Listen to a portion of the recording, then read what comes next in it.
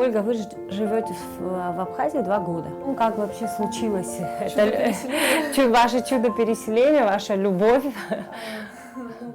Скорее, это была насильная любовь, переселение, потому что мужа пригласили по работе, и ничего не оставалось, как переехать.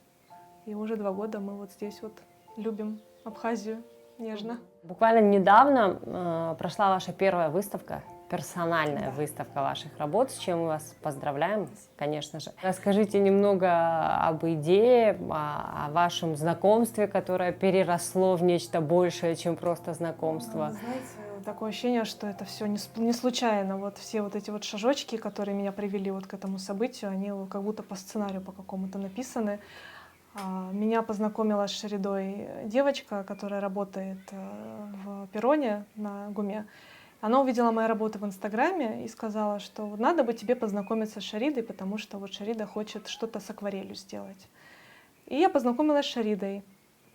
И мы с ней буквально нашли общий язык, буквально вот за 5 минут, поняли друг друга с полуслова, и она мне предложила вот такую идею, как создание почтовых открыток акварельных с видами Сухума, чтобы распространить это все по Абхазии, по миру. И вот с полгода работы, и вот все случилось.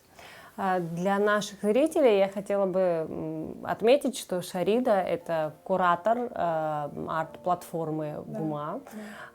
И, соответственно, вот благодаря вашему знакомству и случилась такая замечательная выставка, которой восхищались все посетители.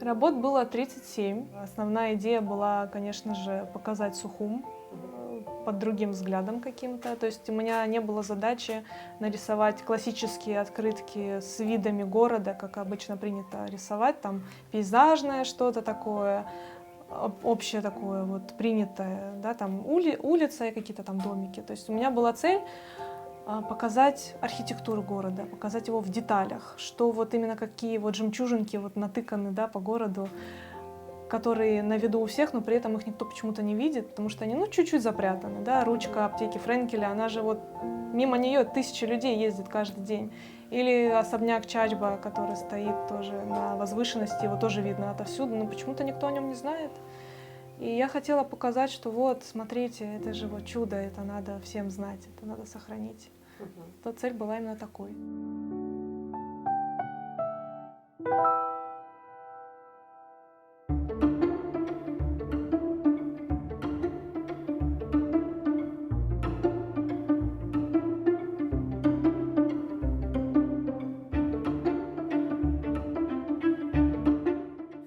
Это одна из тех локаций, которые изображены в ваших работах. Расскажите, как процесс здесь проходил? Это вы просто отсняли, пофотографировали, поехали дальше заниматься своими делами, потом возвращались или как все проходило? Чтобы нарисовать какой-либо объект, мне прежде всего не просто нужно подойти его сфотографировать и пойти дальше. Я сначала вообще его изучу со всех сторон, со всех ракурсов. То есть я вообще первым делом вошла вовнутрь, к хозяевам, и посмотрела на все это изнутри. Я узнала историю дома, узнала вообще, как тут люди живут и что это было такое.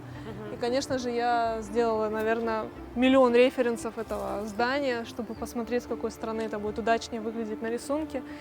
И да, потом сфотографировала и пошла домой сортировать уже лучший ракурс для работы. У меня, значит, изображена фронтовая часть дома, чуть-чуть снизу ракурс, чтобы зацепить верхний этаж.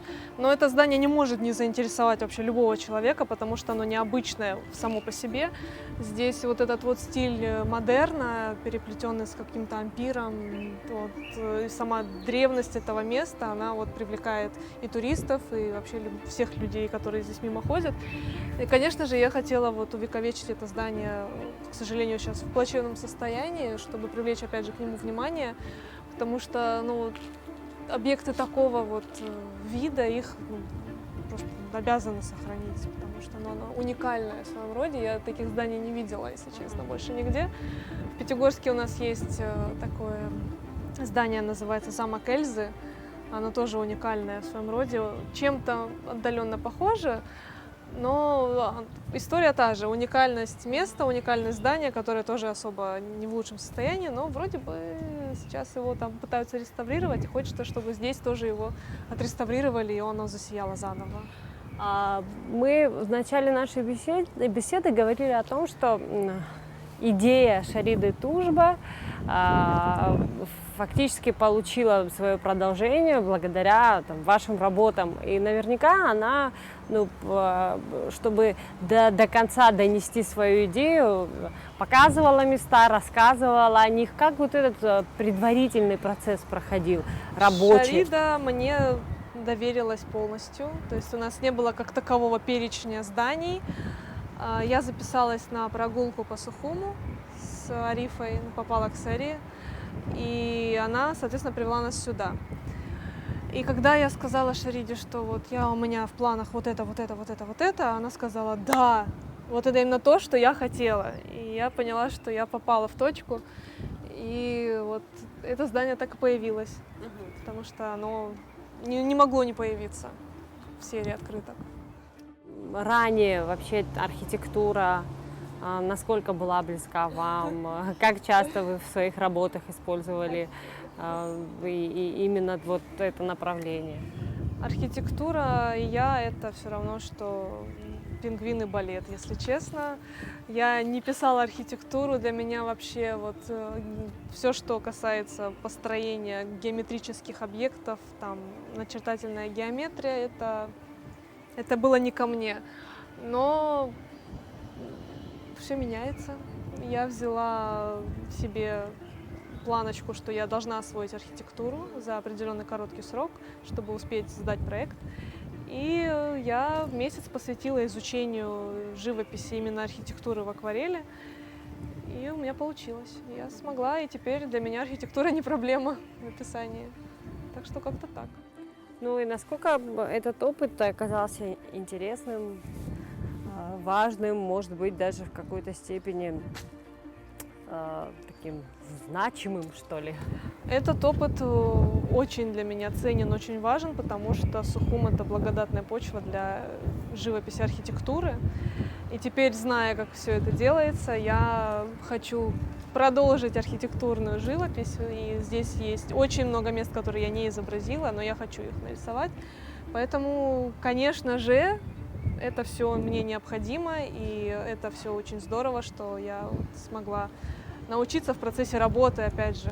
И у меня прям вот свой стиль какой-то получился очень даже, я думаю, неплохой.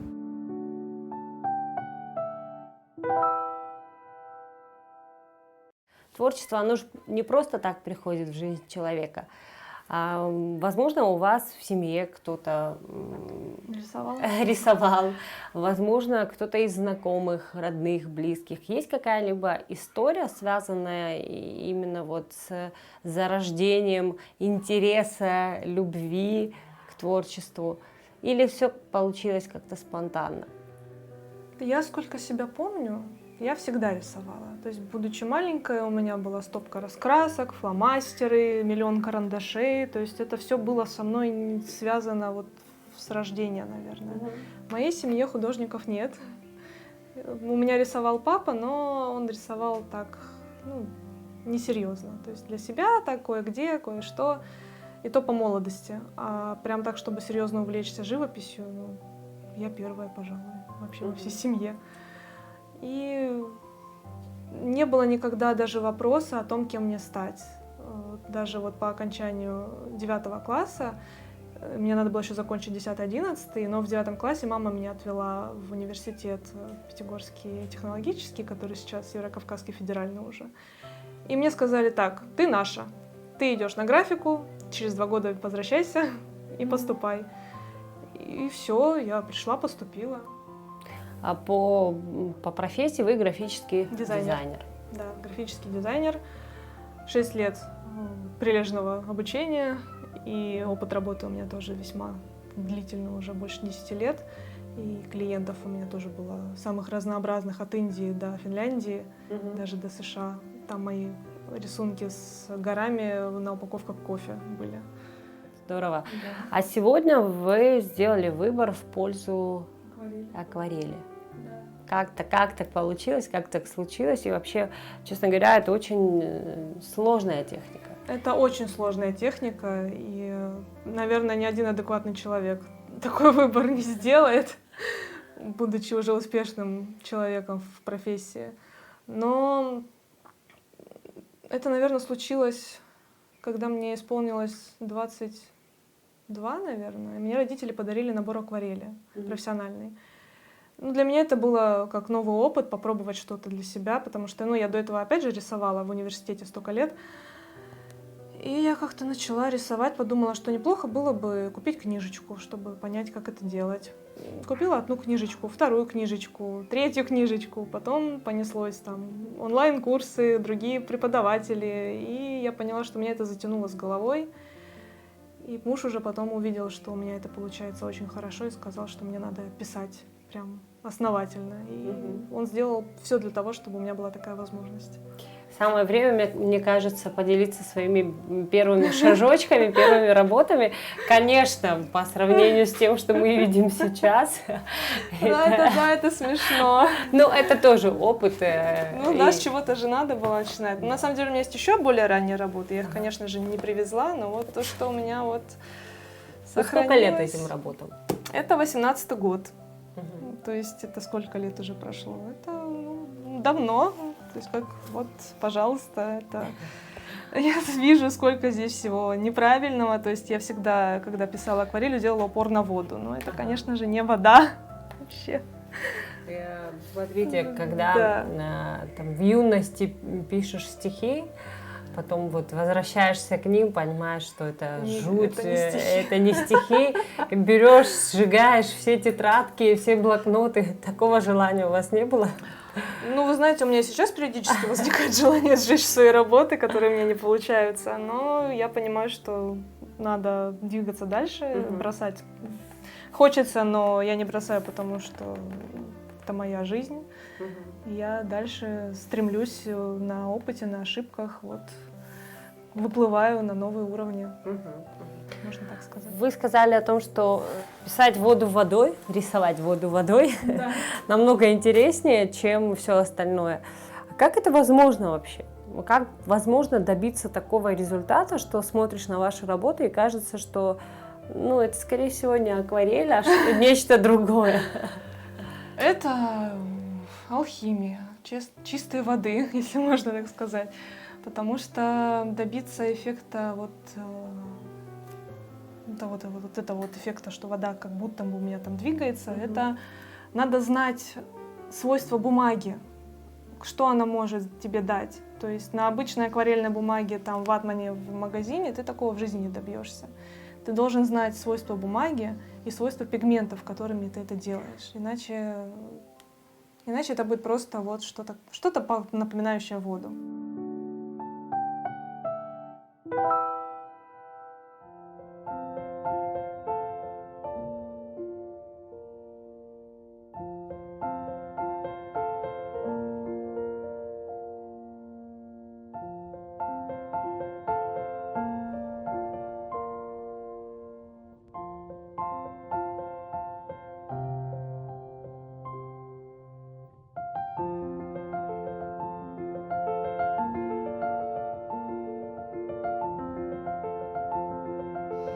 Тематика моря меня заинтересовала 2 года назад.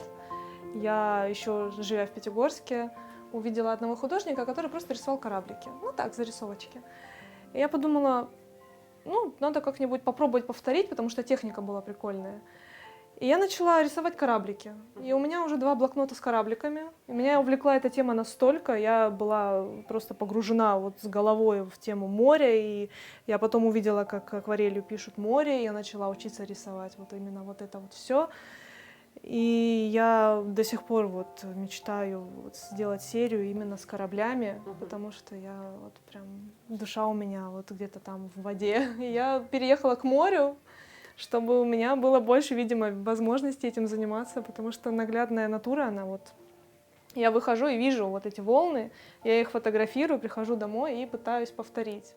Ну, вторая персональная выставка, даст Бог, будет посвящена именно этой тематике. Хотелось бы, да. Да, все в ваших руках, будете работать над этим, вот, и обязательно выставите свои работы. Расскажите немного о стенде, да, тут не только морская тематика, тут и открыточки, я полагаю, что ваши. Ну, здесь работы, которые мне удались после каких-либо занятий. Ну, то есть это мои учебные работы, которым бы я поставила 5 себе лично. Но вот, например, моя собака, она нарисована маркерами, профессиональными маркерами, уже очень давно, но так как ее здесь сейчас у меня с собой нет, к сожалению, я забрала ее портрет с собой, чтобы смотреть на нее. Вот работа с клоуном — это акрил. Это иллюстрация книги. Книга, другой автор, другой художник, соответственно. Но я повторила технику, чтобы понять, вот, как добиться вот такого гранж-эффекта. То есть это мне тоже интересно. Я вообще еще занимаюсь иллюстрацией детской. Я очень люблю детские иллюстрации. У меня целый сборник вон там детских книг с иллюстрациями. И я в прошлом году оформила книгу стихотворений. Да, нарисовала в диджитале, правда. Там тоже много достаточно иллюстраций. Так что я параллельно с живописью... выходила эта книга где? Она в процессе верстки. Да, она сейчас в Санкт-Петербурге верстается. Ну, дай бог, выйдет. А заказчик? Заказчик мой друг, нет, он поэт. Он написал сборник стихов, и мы с ним знакомы уже очень давно. И вот он ко мне вот в прошлом году обратился, сказал: Оля, хочу вот твои картинки у себя в книге. Я нарисовала тоже много. Но там тоже абсолютно другая техника, то есть под каждое настроение я ищу свой подход. А насколько этот опыт сложный? Опыт иллюстрации? Да. Опыт особенно иллюстрации... детской литературы. Ну, это очень своеобразная такая среда, потому что ты должен понимать, для какого возраста ты рисуешь. Опять же, 0,2, 2,4, 4,8, там 8-12 лет. И каждый возраст должен соответствовать вот уровню, интеллект, да, грубо говоря. Малыш не может понять детали какой-то иллюстрации, если она нарисована для взрослого ребенка. И я вот сейчас не могу сказать, что я прям профессионально занимаюсь этим, но я очень увлекаюсь, и я вот хочу сборник сказок каких-нибудь вот проиллюстрировать. Возможно, вот какой-нибудь абхазский, какой-нибудь фольклор возьму и сделаю его. Вы сами отметили, что вот есть там разная возрастная категория, и для каждой возрастной категории там отдельный подход. Да. Однозначно это новые знания в области детской психологии и вообще того, что кому подходит. И тут надо подкреплять свои такие практические знания еще теоретическими, чтобы не прогадать. Да, но опять же книги, все мое. Я подписана на очень многих иллюстраторов в Инстаграме детских, которые уже давно успешно публикуются. Они, конечно, свои секретики иногда рассказывают, как это все правильно сделать. И на самом деле, когда вот покупаешь детские книги, смотришь, как это сделано, ты волей-неволей, спасибо моему образованию графического дизайнера, я знаю, как технически это все расположить. То есть спасибо композиции, спасибо цветопередаче, там, колористике. И это очень сильно помогает, и я понимаю, почему и как это нарисовано.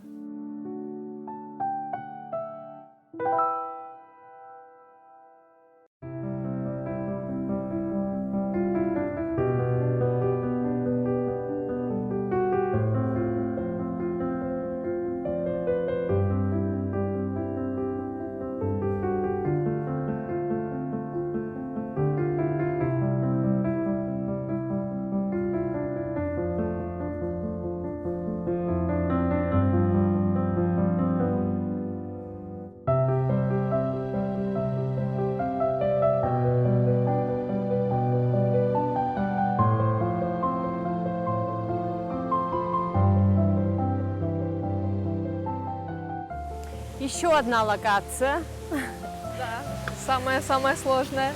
В чем сложность заключалась? Если вы обратите внимание на орнамент дверей, то поймете, что прописать этот орнамент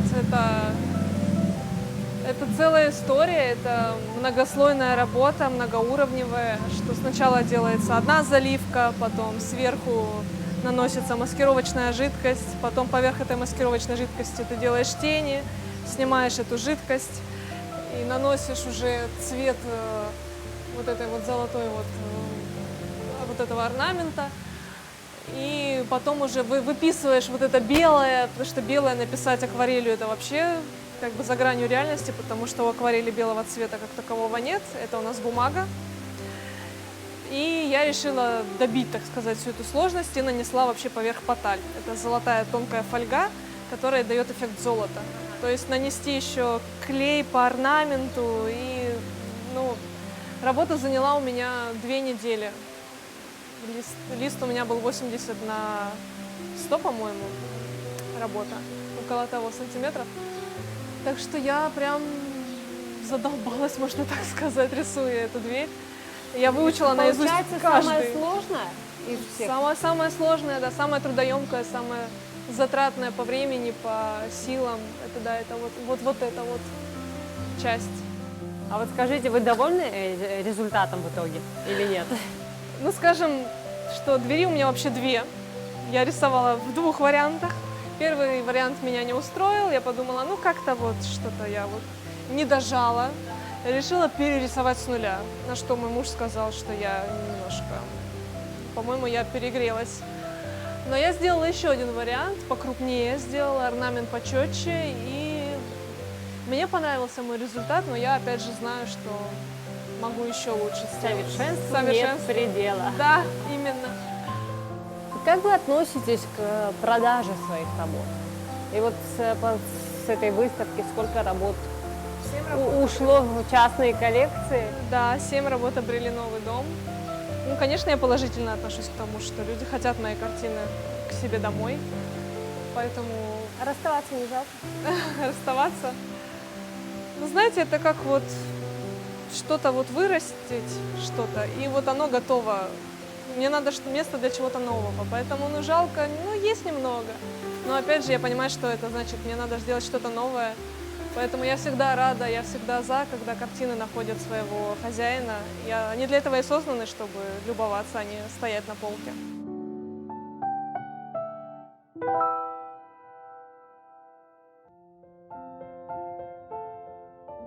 На пленэры я хожу, у меня есть скетчбуки специальные, блокнотики с хорошей бумагой, я выхожу и вот стараюсь разрисовать руку, меньше времени, там, условия не очень хорошие, но я стараюсь вот это все уловить, это тоже очень хорошо, ну так, подкрепляет меня вот в опыте. Вот такие работы, это, конечно, только студия, где условия спокойные, где я могу спокойно намочить бумагу, там, отойти, посмотреть на свет, на цвет, замешать краску, потому что, ну, замешать такое количество краски на пленэре, опять же, невозможно. А удается ли перевести на холст, на бумагу уже вот такого формата, то, что было там на эскизе? Это у меня с кораблем получилось. Получилось? Да, у меня есть эскизы этого корабля вот от такого, до такого, до такого и вот до такого. Но это масло.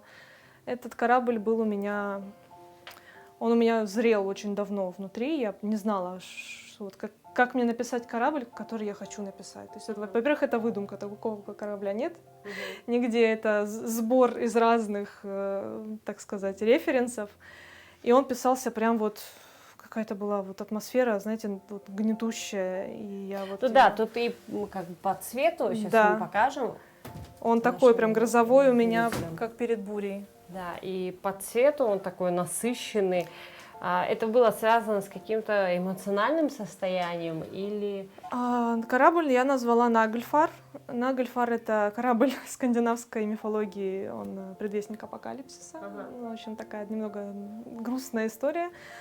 Написан он был до... Я его закончила лакировать в феврале этого года. Все мы знаем, что началось в феврале этого года. Как-то так случилось, что вот он был написан как-то вот в этом вот потоке, вот не очень позитивном, к сожалению, но он такой весьма у меня...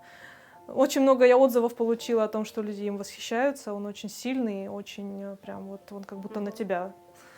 Так что он мне удался. Насколько важно для вас мнение людей? Ну и смотря каких людей. Тут же тоже Да. есть обычный зритель, есть профессионалы, есть родители, близкие люди. Ну, все мы прекрасно знаем, что близкие люди, они самые важные критики. У меня родители не из тех людей, которые будут восхищаться там какой-нибудь какашкой, да, грубо говоря. То есть у меня вот, если что-то не получается, я подхожу, там говорю: мам, ну, что скажешь, да? Она так посмотрит: ну, ты же еще не закончила, да? И я понимаю, что надо закончить. Вроде бы и не обидела, Да. не сказала, что плохо, ну и дала понять, да, что надо бы добить. Так что, ну, моя семья — это вообще мой самый главный такой столб вообще, за который я держусь. Они моя поддержка. Они всегда меня, наверное, поддерживали вот в этой вот сфере. Я даже не помню, чтобы был какой-то вопрос о том, что зачем ты рисуешь. То есть оно всегда вот хочешь рисовать — рисуй, хочешь учиться — иди учись. Там никаких препятствий не было. И даже мой муж, который очень далек от живописи, он айтишник, у него экономика, там алгебра, вот все вот такое целенаправленное. Он, когда понял, что я вот умею вот так, он, конечно, его это трогает до глубины души. Он теперь у меня сам разбирается, кто такой Моне, а кто такой Мане. Да. И вот когда я вижу в их глазах вот эту вот радость, что да, я вот сделала что-то новое, я понимаю, что вот не зря. А вот то, что люди, которые приходят и уходят, но все мы знаем, что люди разные, никому угодить нельзя. И любая критика, ну, объективная, да, будем говорить, там, плохая или хорошая, это в любом случае полезный опыт. И, конечно же, приятно, когда приходят профессионалы и говорят: ну, вот молодец, да, вот здорово. Вот. Это, конечно, приятно.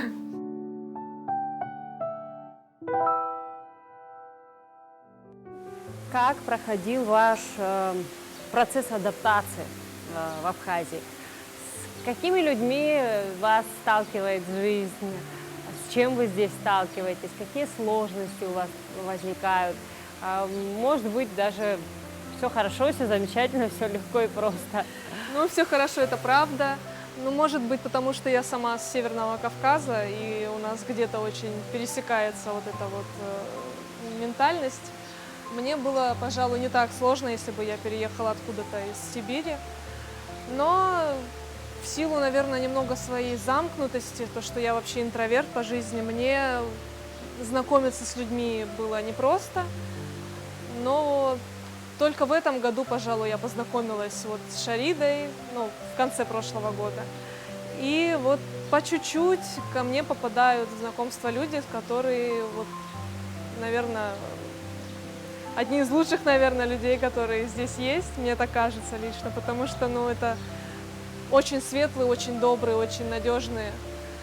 И они ценят мое творчество, они принимают, что я художник, приехавший откуда-то, да, и то, что я не своя, можно так сказать, их это не смущает. Это очень приятно. Как вы относитесь к долгосрочным планам? Ну и к краткосрочным в том числе. Какие планы на ближайшее будущее? Я предпочитаю надолго не планировать, потому что жизнь, она иногда настолько все переиначивает. Опять же, переезд в Абхазию был для нас неожиданностью, можно так сказать. Я предпочитаю планировать, ну, что-то грандиозное, но разбивать это на мелкие этапы. Добиваясь этих мелких этапов, иногда получается добиться гораздо чего-то большего и совсем другого. Поэтому долгосрочное планирование в перспективе, да, я могу задумать проект, но реализовывать я его буду поэтапно.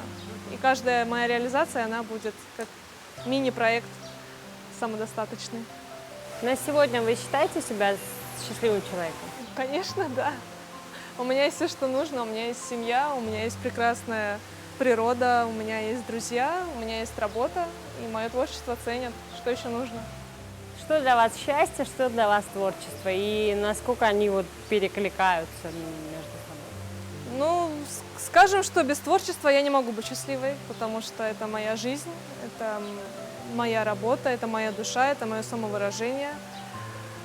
Счастье для меня — это знать, что со мной моя семья, что я не одна, и что мы есть друг у друга. Это, пожалуй, самое главное в этой жизни — семья. Если бы не творчество, то что? Муж, прости меня. Это был бы альпинизм. Да, это еще одна ваша страсть. Расскажите немножко об этом. Сложно в это поверить, наверное, да. Но я занималась 2 года. Хрупкая, красивая девушка.